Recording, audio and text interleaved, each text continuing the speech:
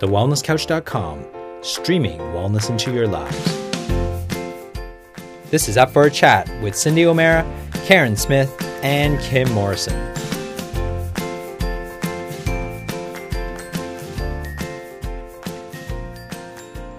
Here we are, up for a chat about the hottest topics that are important to you, inspiring you to awaken the change within. I'm Karen Smith. I'm Kim Morrison. And I'm Cindy O'Mara. And welcome, because today is our very fabulous, although pre-recorded, Christmas special. Can you hear the bells? Can you hear the sleigh? And here comes Santa Claus. Down comes Santa Claus. All down Santa Claus way. Jingle bells, jingle all the way. I'm sure we could do a podcast just of us singing Christmas carols. Yeah, oh my gosh, I think they would have turned it off by now. But it is Merry Christmas to everybody. You know, I think this is a wonderful time at Christmas time to be with family, eat good food, don't overindulge, especially if you're listening to this on Christmas Day, don't overindulge. Feel good at the end. No fights at the family table. Wow. We definitely have a lot of that go on, don't we, at Christmas time? I was talking to a friend of mine last week, actually, and she was thinking that she was, because her family's in Sydney, same as mine. And she was planning on going down to spend Christmas with her family. And as she was booking her flights, it was quite hilarious. But as she was booking her flight, she was, you know, how she was muttering underneath her breath, going, I just don't want to go. I just don't know, just fights and nasty and fighting. And I could just hear her talking underneath her breath about what she was expecting to have happen on Christmas Day. And I said to her at the time, I said to her, for goodness sake, I said, if you go down with the expectation that there's going to be fights on Christmas Day, then that's exactly what you're going to experience, either because you're putting it out there or you'll be the cause of it. Like, surely there's got to be a better way for us to be able to get along with family on those really important days where, you know, society brings us together. Cultural norms bring us together and put us in each other's company with an intention for us all to connect and catch up and, you know, be back in each other's lives, considering we're so disconnected and separated these days. I really feel for the strain that families have. And, you know, my family's no different. We've had strain from time to time. So, I mean, I'm not saying that, you know, we're a bunch of angels, but I really feel for families, and especially mums and dads who bring the whole family together and we all sit around a table and the intention is so honourable and beautiful, and then it all just turns to shizbang. It's true. I actually was talking to somebody today who told me that something similar in that it was such a disastrous Christmas last year that the head of, you know, the matriarch and the patriarch of the family have gone on a cruise this Christmas. I thought, oh, well, there's a good one. But I agree with you, Karen. I think if you go into something expecting and having expectations, number one, you are setting yourself up for it. And number two, you're probably setting yourself up to be disappointed. Perhaps go in with a different attitude and maybe, you know, maybe things will be different. You know, like we talked about when I finished Joe Dispenza, change the way you're thinking so you don't have a predictable future, because we're all predicting a terrible Christmas with fights in families or, you know, or being too busy or having too many functions. And, you know, maybe change your thoughts about the past so you don't have that predictable future and have something very different. I think, too, we have to take into account, and I think at this time of year we have to really appreciate that, first of all, for many people we're tired. So, you know, when we're physically, mentally and emotionally exhausted, maybe we don't say or do the right things. So maybe you guys could give us some tips here on how we could go into Christmas, or at least by the time we hear this, that we can go into the new year feeling better. And also, let's not forget all the different personalities that come together that you may not choose as family. And I love it when you think about the different personalities to be mindful that a very choleric, powerful type will be gruff and straightforward with their words, may come across a bit bossy, but that's just because they like to get things done. Or the more peaceful type might like an afternoon nap on Christmas Day. So don't take it personally that they don't want to be with you. They just they need to recharge and withdraw from people. Or the right-on playful personality, the sanguine type, is out there making everyone laugh and maybe drinking a little bit too much or whatever, but can seem a little bit over the top. And then you've got the beautiful precise who wants everything organised and structured and dishes done and the meal looking perfect before it comes out. So you can imagine when that's the way we see the world, when it doesn't turn out the way we want, then our constraints can come through as well. And that's also where dynamics between friends, relationships and family can come a little bit undone when we don't appreciate seeing the world through someone else's eyes. That's an interesting view, isn't it? Well, it's a good view. I reckon. So, Kimmy, what do you think? Like, what are your suggestions for, because I would question whether there would be one of each of those types in a particular family. Absolutely. So, how does a powerful get along with a playful? Well, the thing is, here's the thing, if you don't understand this work or you have never delved into understanding the concept that we're all different, not wrong, then we only see the world through our eyes, our perceptions, our upbringing, our circumstances, our experiences, and our teachers, our life. So when someone else behaves in a way that is not the way you'd behave, we can instantly become quite judgmental around that. Example of that for me when I'm cooking in the kitchen, particularly around Christmas. I love cooking in the kitchen and I love having everyone around talking to me. Now, a more precise type would probably find that very overwhelming and they would want space and people to leave them and they'd probably rather have the meal all prepared.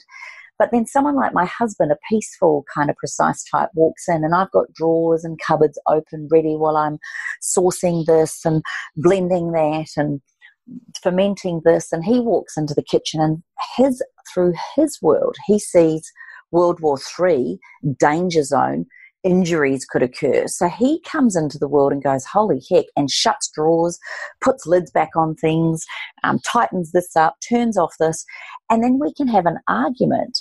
Now, the argument could be because I think he's being totally disrespectful and how dare he walk into my space and do that. But he's just come in going, holy heck, a kid could knock their head on the corner of this drawer being open or the cupboard. What if you whacked yourself? Now, if you didn't understand this, you would think someone was coming into the kitchen and basically telling you weren't doing a good enough job. So, and then a powerful could walk in and say to you, geez, haven't you done that yet? They're quite blunt, they're to the point, and they're very direct in what they say, and they're quite demanding. They can come across demanding. So the way to turn around, and I guess my favourite word at Christmas, and my favourite 2 words, whenever someone does something that triggers your buttons, is that interesting? So to diffuse situations, that could be something that our beautiful listeners could take into Christmas and the New Year's. And one must remind one that this must not be said facetiously. Because if you must remind one. Because if one says, oh, that's interesting, then you could start World War III just with that comment. So my thing is, and I've learnt this from you, Karen. When I get a charge from somebody, when somebody says something that's hurtful, like at Christmas, the sanguines always get told, oh, don't worry about her, she'll be bloody late. Or, and I get told that all the time, she'll be late, she'll be late. And then one Christmas, I actually told my poor dad what I thought of him for telling me I'm always late. Now, he does not understand how much I do or get done, and it's not an excuse. I find 1,000,001 things to do. It doesn't matter how early I get up. There's always something more to do or someone else to talk to or another glass of champagne to be had. And so one must or could always be seen as being late, and that can irritate people. But you must realise that that's just them. So the best thing to do to a playful is to tell them that lunch is at 1 o'clock, not 2 o'clock. They might arrive on time. Note to self, thank you. I've got that. Yes. And I don't mind that. I don't mind it when people tell me it's an hour or half an hour earlier, because then I always feel so relieved when I do arrive on time. So, it's not that there's a lack of respect or an insight to wanting to annoy people. It's just sometimes we view the world differently.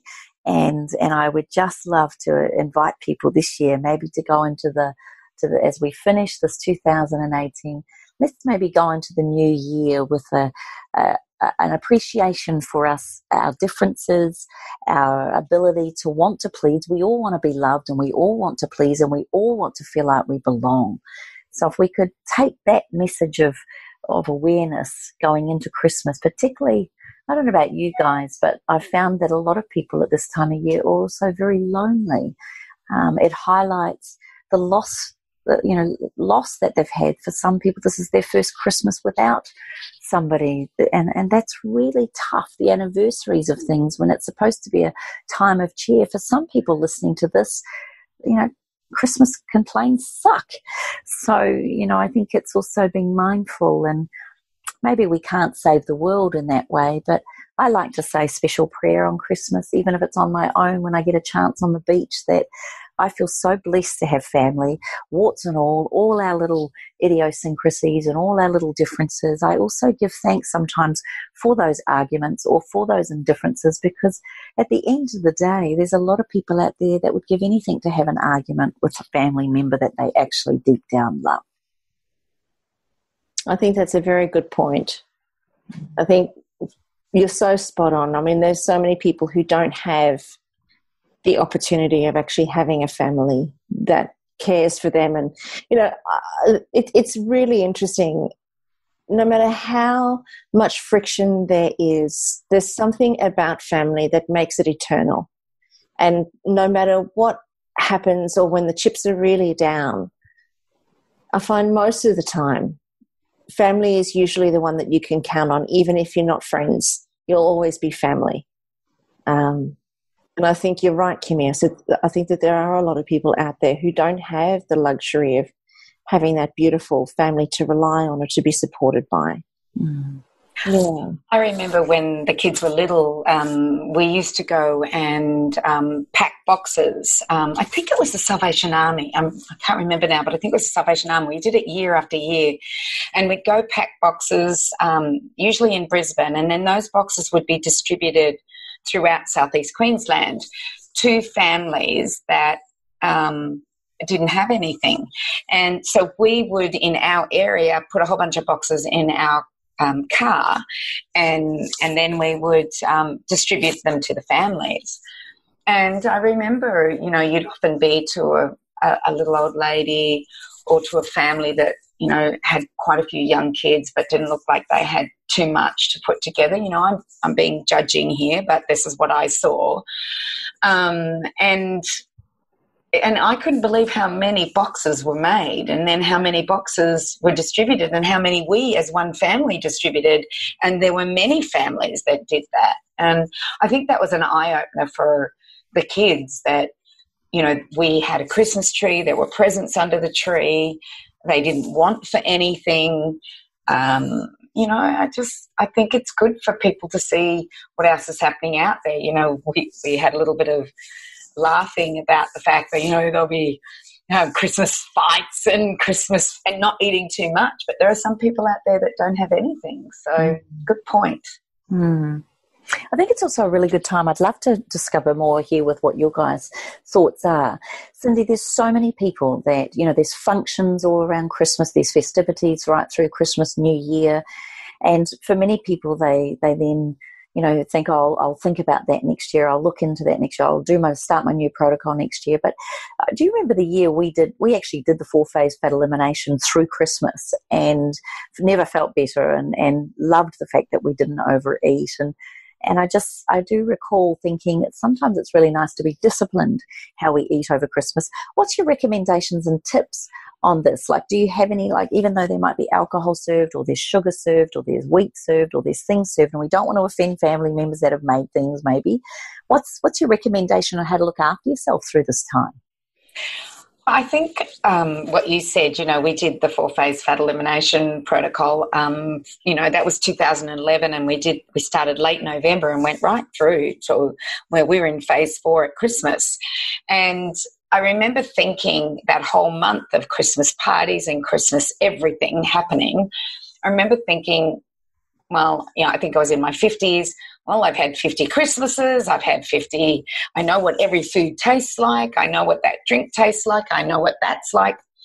And I looked at it that way. And even Christmas Day, I remember us sitting down to some turkey and some vegetables. And I think there was a cheesecake, and I think both of us had a teaspoon each. And that was about it. We didn't have much. And you're right, Kim. I think it really shows discipline and respect, which is in your self-love circle. It really shows respect for who you are. And we can choose our Christmases and the food that we consume and the food we consume moving up to it. So I was at a wedding over the weekend, and, the food wasn't something that I would eat. And I had, it was either I don't eat or I eat that stuff, and I chose not to eat. So I respected my body. I wanted to feel good the next day because I was going to the farm. I was going to go for a swim. I wanted to do things. And it's like Christmas Day to me. I go down to the beach. This Christmas I'm not, but if I'm home, I go down to the beach and I swim and we walk, and we do, a beautiful routine before we even start our day. So number one, think. Have you tasted it before? Do you know what it tastes like? Do you really want to feel like you've got a food hangover at the end of the day or sleep the day away? And do you need that second serving? And for me, it's self-respect, self-love and discipline that is required, that you don't overeat and you don't overtax your body, and that, Boxing Day is also a wonderful day that you can spend outside and go for a hike and do things instead of feeling sorry for yourself because you've overeaten. And overeating also changes the mind. So that's when arguments start. You drink too much alcohol, you eat way too much food, you eat the wrong foods, you put into your gut things that cause dysbiosis. Those toxins then head their way to the brain. You start thinking bad thoughts or not tolerating somebody's opinion or tolerating somebody's, what is it, Kimmy, peaceful personality or, all those 4 personalities that you talked about. So your tolerance goes down, and no wonder arguments happen at Christmas, because we abuse our bodies and therefore we're abusing our minds, and, and that's what happens. So my thoughts are, have some respect for yourself, give yourself some loving, that you go and do something for yourself, and have some discipline. Nice. Yeah. What about you, Karen? Do you have any any tips that you do on Christmas Day? And I know you eat differently. You wouldn't have turkey. But no. What was I thinking? Yeah, I can't actually remember the last time I stuffed myself on a Christmas Day, because usually it's a day when the whole family gets together. And so for us, because my family's in Sydney, we'll usually have Christmas, the week before, like on the 19th or something like that. So we'll have Christmas the week before, and then that leaves my brother free to have Christmas with his wife's family and my sister with her partner's family, and all of that sort of stuff. Because on Christmas Day, there's just so many families in so many different directions. It's very difficult for us all to try and come together. And it's interesting, actually. Christmas has never been a massive big deal in our house. I don't know why, but it's just never been something that we've made a big stink out of. So for us to do it early, it's really no big deal. And all of my family are flesh-eating savages. So they have, so there's always big turkeys and beefs and porks and hams and all of that sort of jazz. And then there might be a potato salad, but it's made with mayonnaise and cream. And then there might be a garden salad with a bit of balsamic vinegar on it. And that's kind of me. Yeah. And I'm really good with that. I'm really, really good with that. And then I'll make I'll usually make a dessert that's, a bit veganish. That's, like a cashew cheesecake or something like that. And everybody just loves them. Mm. So I think it's more for me. It's more about my family all coming together. I don't get to see my nephews all that often. I don't get to see my dad that often. So it's nice for everybody to come together and just catch up on each other's lives and see what's happening, because I think about when we were kids, we used to do everything together. We would go go-karting together. My brother taught me how to ride a skateboard and ride my push bike. And then my sister taught me how to shave my legs and do my hair. For the youngest kid in the family, there's so many memories of the relationship that we had when we were kids, that as we get older, it's just really beautiful to be able to rekindle that, those beautiful feelings and those beautiful memories together and revisit them and create new ones with the new kids in the family. It's just beautiful to me. I love it. But as far as the table's concerned, we usually have it at my sister's place, and my sister is just all for the family and extravagance. So she'll stay up cooking for the whole week leading up to Christmas, and she'll be a shot duck by the time we have Christmas together. She'll be shattered. She's a powerful, isn't she? Oh, yeah. Yeah. Oh, yeah. Absolutely, in every possible way. And so everything is beautiful and everything is perfect, and it's very divine. Like you walk into the house and, you just can't believe it. It's just like like a David Jones in there. It's just so beautiful. Why are people like that? I think I'm not like that at all. I'm, throw the forks and knives on the table, and throw the plates on, and everything's good. I would take photos. I'd like to see it. Okay. She'll be very excited to share her, the magic of what she creates. She'll be very excited there. Aww. So good. Very sweet. It's very, very sweet. But actually, having said that, I think this year we're doing it at my brother's place, which will be it'll be even more interesting because he's got his two young kids there, and they've just now got girlfriends, and so it's usually always just full of laughs and wetting your pants laughing when you're at my brother's place. He's just hilarious. And so you are going to Sydney. So let's talk. That's exactly what you're doing this Christmas. Is you're down there and you do everything before, and then everybody goes and often does. It's good because it's not stressed, Karen. Look, it's not. Yeah. It's really not. And now that my dad is living near my sister, all of us can actually come together because my mum and dad are okay together. So because they separated when I was 14, and they haven't really spent any time together, but now they are, which is beautiful. It's really, really beautiful. So we're going to head down there. Matt and I are going to head down there probably around the 19th, and we're going to have Christmas with my brother and the whole family down there, and then we'll stay for a couple of days, then come back home, and then Matt and I are actually thinking we might head off to Fiji or something over the Christmas New Year break, because it's really the only time that he can get time off. So it's perfect because he starts back, like usually the first Monday of New Year. Yeah. So that kind of 21st, 22nd through to about the 1st of January is really the only time that he gets where we can go away somewhere because he has his own business. So it's funny, my cottage at the farm has been rented out from the 26th right through to the 30th, yeah. And it came through that it would give them a rest after Christmas Day.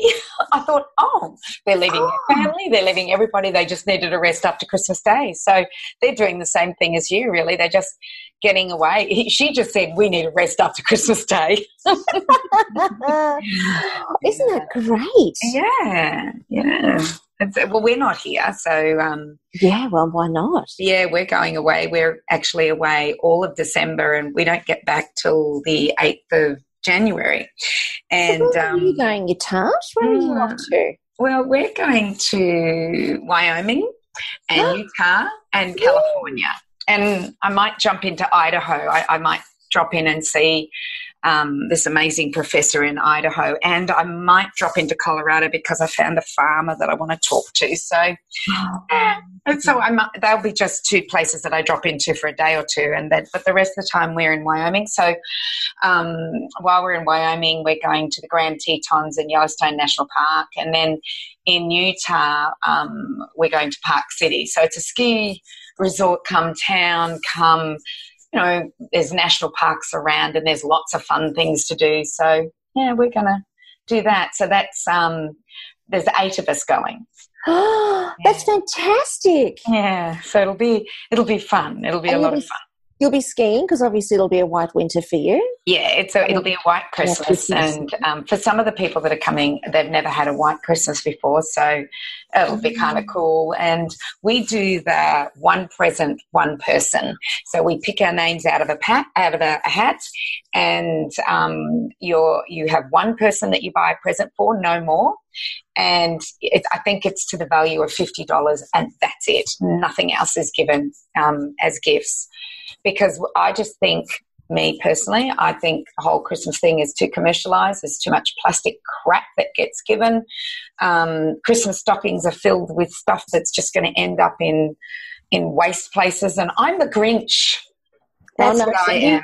We are right there with you. We are right there with you. We're doing the Kris Kringle as well for exactly the same reason. And honestly, the pressure that has taken off the whole family is insane. And the wastage is revolting. I can't, like I go into the shopping centre now, they've started to put all of the Christmas decorations up now. It sickens me to my stomach to think all of that, and especially now having Spirit Hive, obviously, as a charity, I look at all of that money and I think, oh, the lives you could save.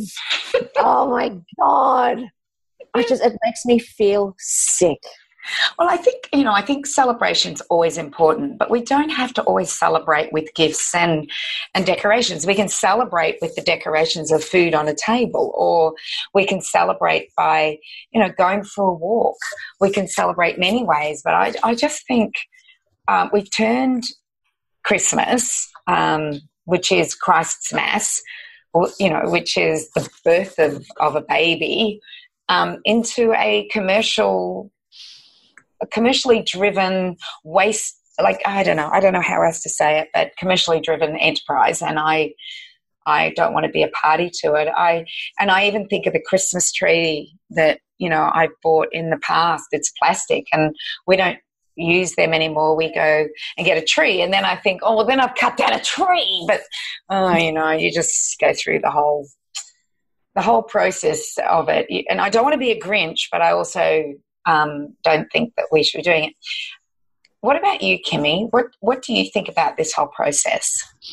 Well, I think when you've got young children, and I've got a little niece who's just, she's 1 now, and I've got a niece and nephew who are, 10 and 12, and watching them at Christmas is it's such a joy with kids, and they don't need a lot to be to feel, and I guess, a bit indulged. And I do love all the Christmas decorations, and I've got a beautiful white plastic tree because I don't want to cut a tree down. So I've got this tree, but I also I don't mind if people have a tree that they've gone out and picked with their family, and that's a tradition. I'm up for what feels right for you and your family and what feels good for you. And I do agree with you both on the consumerism thing. There's a beautiful app on your phone now, which we're all doing this year, which is Elfster, and it's Kris Kringle. And so all your names go in, someone creates it, then the computer or the app assigns you to somebody, and then you can actually put your wish list in there so that you don't get a present that you don't want,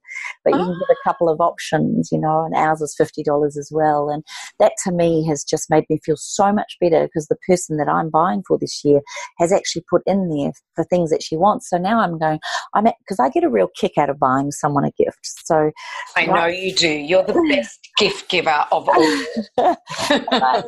I love to give gifts. So I don't think that's about consumerism. I think I love to make an oil blend or a spritzer for somebody, and I really think about them as I make it, and I write a note about the oils that I've put in there, and I might put one of the cards in there that have written all about the energy of that oil or the quote of it. So I probably I love gifts, and I love Christmas, and I love trees, and I love presents, and I love all of that. So I might sound a little bit opposite to you girls, but I do it with a lot of thought, and I do love the idea of not wasting money.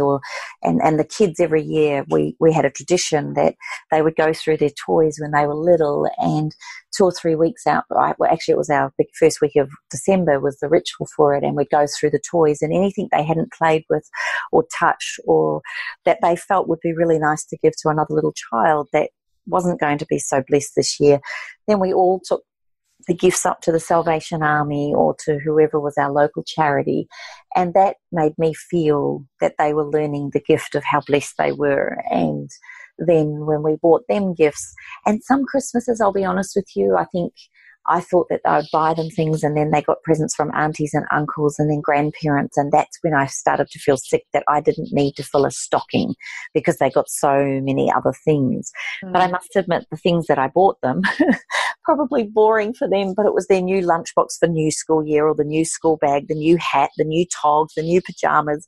So to me, it was things that the Christmas stocking to me was about buying practical things that I felt that they perhaps needed.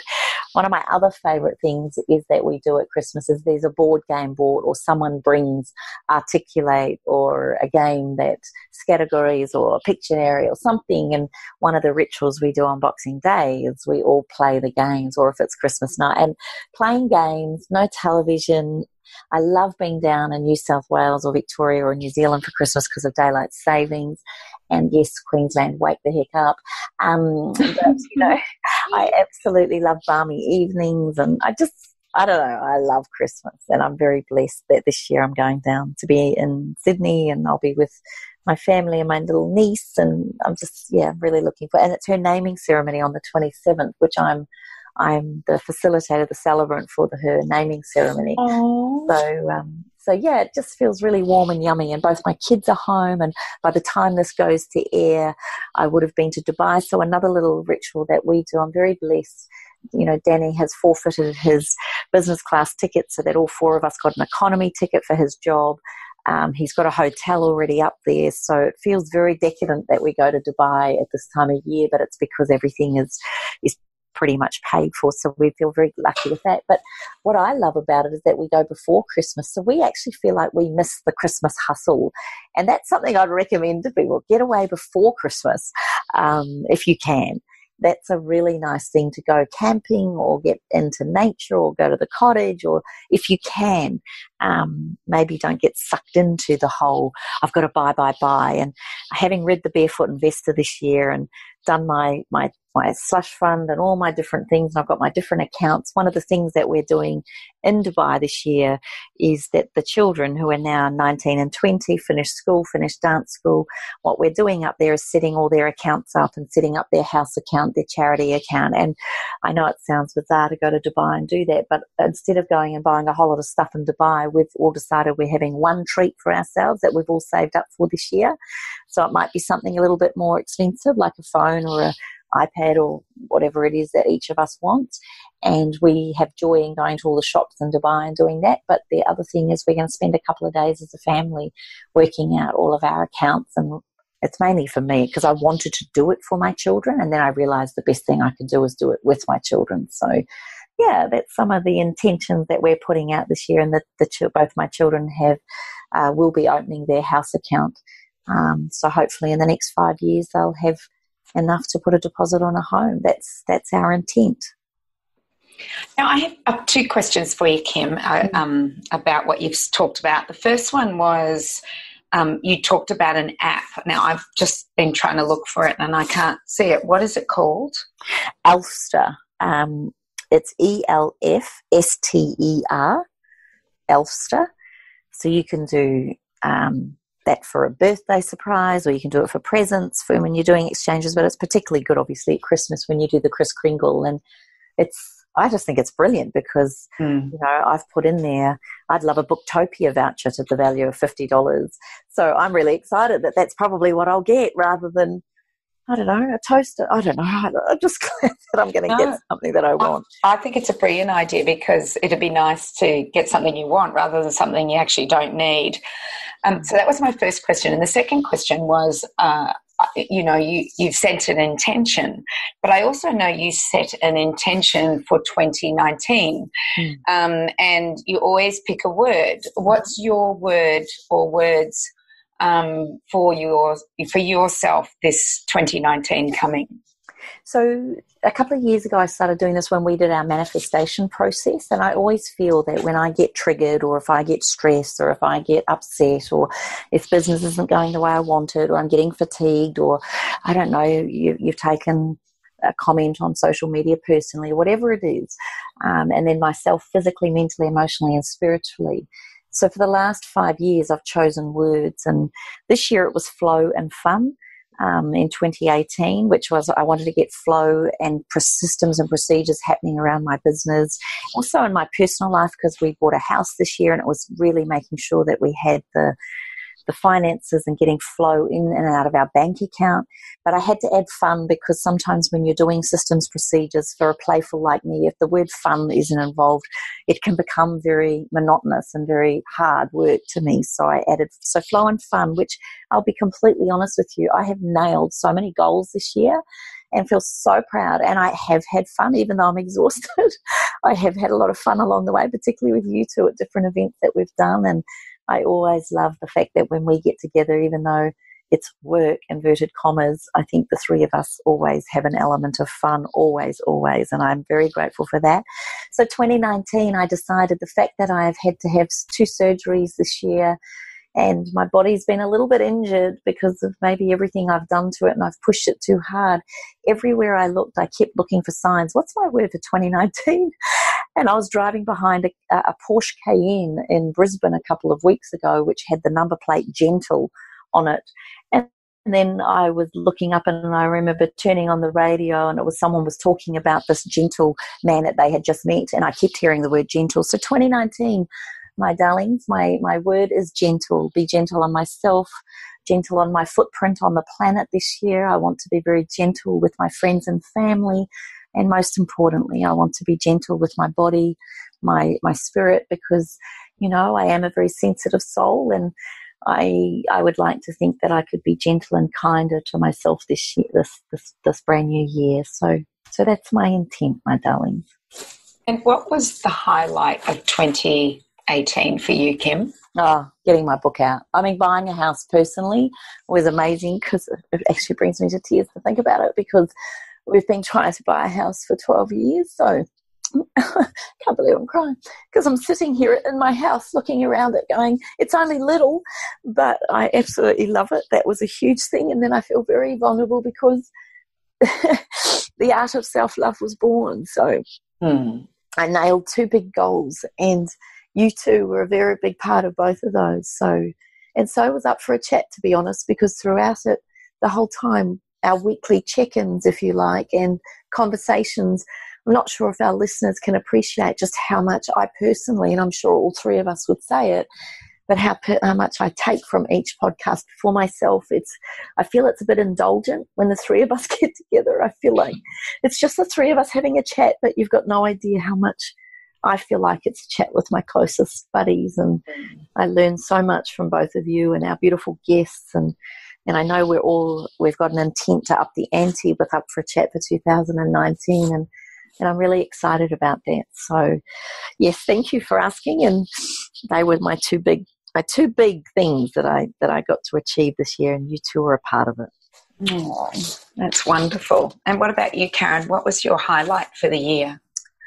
Hands down, the creation of Spirit Hive. Yeah, definitely, hands down. I think that was something that I definitely didn't expect, but as it's arrived and I've brought it to life, and all of the magic that's occurred as a result of it, it's blown me away. And I was just thinking about it just a moment ago. I thought, actually, no, it has. It's blown me away in a really dramatic way, to be able to work for something much bigger than yourself. I've been in business most of my career, and I've always just worked for myself. But to work for something bigger than yourself is something I'd never experienced before, and it's profound, and it makes everything so purposeful and magical and beautiful and inspirational and just very purposeful. I think very purposeful. And I feel like when I look at all of the things that it takes to bring Spirit Hive to life and everything that's happening in the back end, we just appointed a CEO yesterday, which is really exciting. So everything that it's taking to bring Spirit Hive to life and the massive expansion that's happening like so quickly is just so it's how I know that it's obviously right. But you know, it's not me that's doing it. It's all happening for a grander purpose and a grander cause. And of course, you know me, that kind of really flicks my switch. What about you, Cindy? Oh, I think for me, it's been about my hiking that I've got to do this year. So Howard and I, in the beginning of the year, we did the Milford Track in New Zealand, and then I've waited years and years to hike Fish Canyon, which I did with some spectacular people in a spectacular place. So hiking Fish Canyon in Namibia was absolutely wonderful. Doing hiking 3 capes, I absolutely love too, as well as my trip to Africa. That was pretty amazing, and I want to thank you too for giving it to me. When we all couldn't go, you gave that to me. So I guess I'm most appreciative of what you did and allowing me to go on that trip with some amazing, they were all amazing. We just had the most fabulous trip. If any of them are listening, they'll know what I'm talking about. I also was walking around my farm yesterday, and it just looks amazing. My son has just done the most amazing job, and I go up there and I pick all of my food for the week. And just walking around it, picking berries and bananas, and I ate all the strawberries. I couldn't help myself. And all the lettuces and the herbs and the onions and everything that is being created there is, that's been my highlight. So I guess touching nature, putting my fingers in the dirt, being grounded, I think that is what I am grateful for, is seeing the most beautiful parts of country world, you know, the world, not the cities, but the country areas. So, yeah, that's mine. And I'm trying to think of my word, Kim. Ever since I heard you talk about it, I'm trying to think of my word for 20. And what are we going into? 19. And when I was at Joe Dispenza, one of the things that he did was, at the beginning of every day, you got words on a disc, and my words were vitality, which I'd like, awareness, transformation, and abundance were 4 of my most favourite words that I got. So I don't know which one to pick. That's the problem, you know. Probably transformation, I think, is what I want. Is I want to, you know, not go into the program of life. Stay, you know, really thinking and staying in the present, and just doing those things that transform your future. Because when you stay in the past, you'll, like I've said already today, you'll have a predictable future. But when you stay in the present and transform how you react or how you do things, then your future is not predictable. In actual fact, it's exciting. So I think I'll go for transformation. What about you, Karen? What's your word for next year? A spirit hive, no doubt. Well, I kind of have to go with that, don't I? Yeah. Yeah, but girls, this is the thing. When you choose your word, it means that everything you do, everything you think of has that element or that doing or that energy behind it. So then if your word is transformation, it means what are you going to do in your relationship with your husband, how does the word transformation come through? Or is it the word transform? So I get really picky about how you actually choose that word, that everything you do, particularly when challenged, is it that you will then transform and, you know, create an ability to transform yourself in those moments of struggle, or transform your relationship to another level? Or is it that you want to help others create their own transformation? So there's a real, and the reason why I'm saying this, and it's obviously not a rule, but it was very interesting doing this in the workshop that I just taught on the weekend, and getting people to get very specific, because like you said, you can throw out a word, and even saying spirit hive, it's an amazing word, spirit hive. But Karen, I don't even think you could articulate what it is that you do. Your spirit in itself, everything you do creates spirit. So I'm just inviting you, and I'm saying this only so that our listeners can do this work for themselves a bit more and delve really deep. What is the word? For 1 year for me, the word was ease, because everything felt so struggling and challenging. And so my intent was to give my life as much ease as I could. So I invite you to really think about it. Is it transform or transformation, Cindy, before we ask Karen? Let me think. Well, if I've got the disc on my desk, because I've put all the discs up, it's transformation. And you're right, it's transformation on how I react in everyday life, in my office, whether I'm, in reactive mode, or whether I've got a planned mode happening there in my office. And I think it's transformation. I would like to transform the way I react, I guess, to situations. Now, that's going to be really interesting, Kimmy, when I go into fear. Into what? Into fear. You know what I'm like when I go into, oh, my gosh, what's happened? I will work on that one, I promise, next year. I can just see it. I know. So all I'm going to say to you is, when you share your word with somebody, you've now shared it with however many thousands of listeners that we have.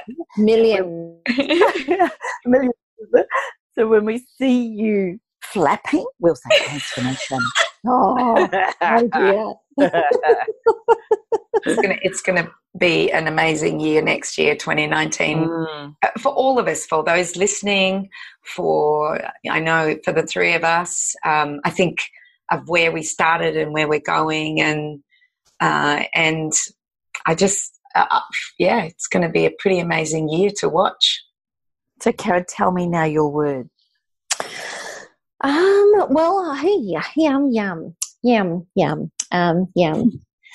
Well, a word that has been coming up a lot lately is disruption. In that Spirit Hive is really disrupting the religious and spirituality concept.